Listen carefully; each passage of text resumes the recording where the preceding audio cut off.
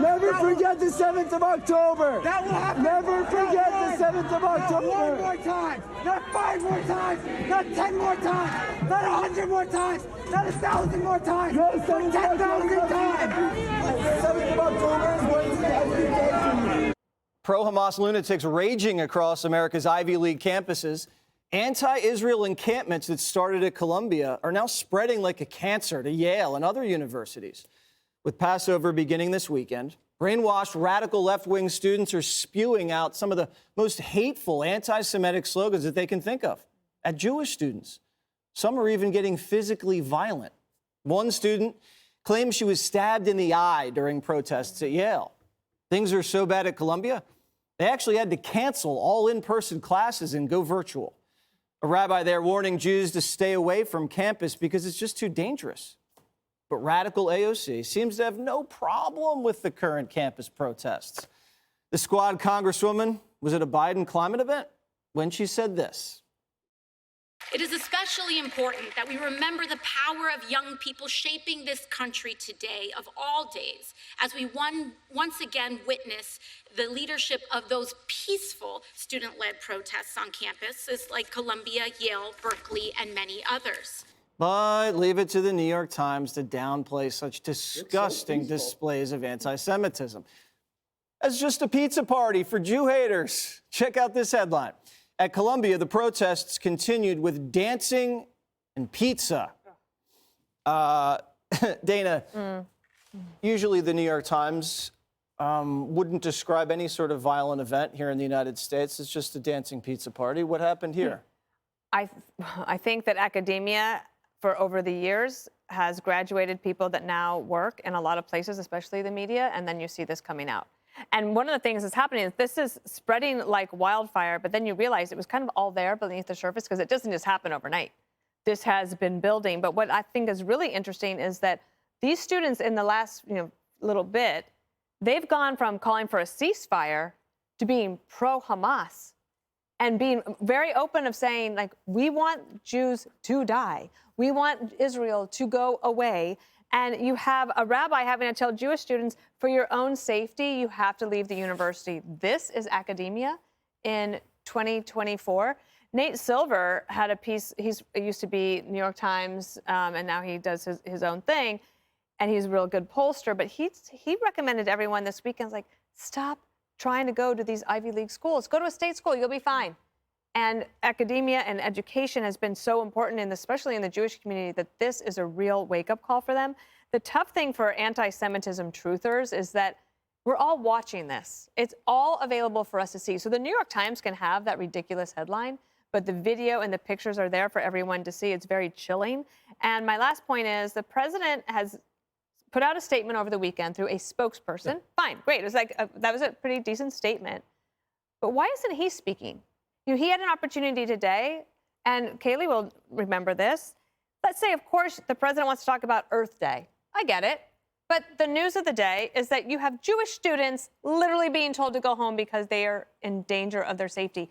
And you don't think you should top the president's Earth Day speech with something that reassures them that you're on their side? I find that missed opportunity to be very unfortunate, to say the least. Happy Earth Day, by the way. Thank you. I appreciate that. The president... To all who celebrate. They did catch up to him as he was leaving the Earth Day event. Let's listen to what he said. Do you condemn the anti-Semitic protests on college campuses? I condemn the anti-Semitic protests. That's why I've set up a program to deal with that. I also condemn those who don't understand what's going on with the Palestinians. Did he just say they're fine people on both sides? Yeah, we have to understand, with the Palestinians. I watched that. I watched it in closed caption in my office because there's nothing. It just stopped writing. Right. He goes, they have to understand what's happening with the Palestinians, and then he just slurred 4 or 5 words, and then he answered. Then the follow-up question right after that was, what do you think should happen with the president? They're calling him for him to resign. He goes, I didn't know she resigned. So he was totally out of the loop. We're the people next to him. You guys would know. But don't you brief the president before this is what they're going to be yelling at you? These are the issues that's going to be happening. Mr. President, maybe you should take a look at this video before you go out there. Or because also, you know that President Trump's going to be in court all day, so why don't you want to be in the head of the news and say, I'm the president, I'm going to talk about anti-Semitism today and lead it? Absolutely. He doesn't do that. How about this? I would actually think a good president would pick up the phone to the Columbia president and the NYPD and said, you get on campus. Yeah. That's out of control in New York City. It's only going to get worse. Don't wait for them to call. If you have to, you call the president, say you're coming in, say you heard about some type of illegal activity happening on that campus. I need to go in there. Now in Yale, we watched live this morning on Fox and Friends. Jesse, I know you didn't get up until Dana was on, so I'll fill you in. But that was some of the in-between segments talk. But on Fox and Friends at Yale, they were blocking the entrances. Cops made an announcement. You'd better stop blocking the entrances. They arrested 49 people. Then it got to be an organized protest. It's mixed in with students. It's not just Yale students. It's not just Columbia students. The students told us today that they're just passing off IDs and they're getting onto campus. So these are people just creating havoc. There's some students there. And I just think if the president wanted to take control, there's anarchy and there's anti-Semitism. I think we can be against anarchy and anti-Semitism. This is not a hard one. So I guess COVID and now anti-Semitism have forced the cancellation of in-person learning now. Yeah, apparently so. And we know the consequences of that and how devastating it is. You know, the president was roaming through a forest there, it looked like, when he was answering these comments. You remember the press aide in the Easter bunny outfit that like hopped up and diverted him during the Easter egg roll? He needs like a press aide disguised as a bear or a raccoon or something to stop that, because that was not a good look. You know, they put out this White House statement, and then AOC, the remarks she played happened at that Earth Day event.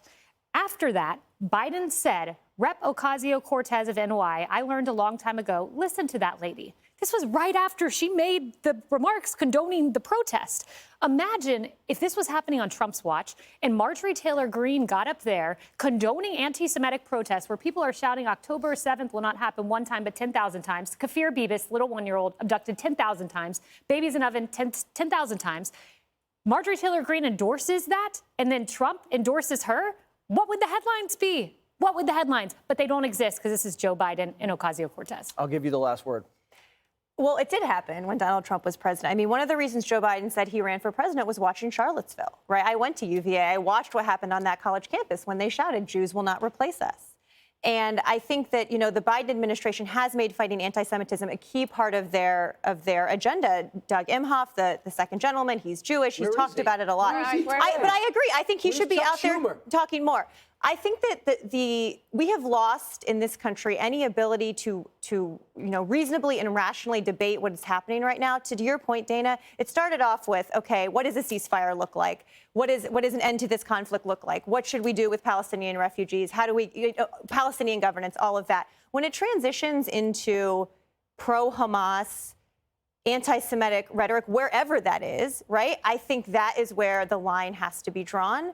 And I was happy to hear the Biden statement about it, and I obviously want to hear more. And I'd like President Trump also to weigh in on it as well. Marie, though, I don't think it's a matter of our society being unable to debate.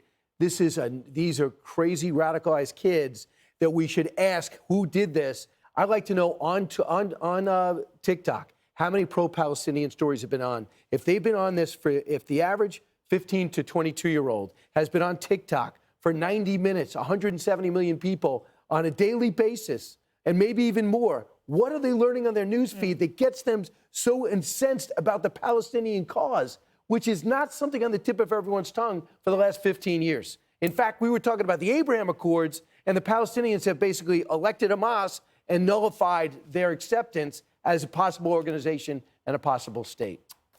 We're going to give Brian the last word on that. I know. Thank you, Jesse. Ahead, nobody's safe from crime in Joe Biden's America, even liberal mayors. Click here to subscribe to the Fox News YouTube page to catch our hottest interviews and most compelling analysis. You won't get it anywhere else.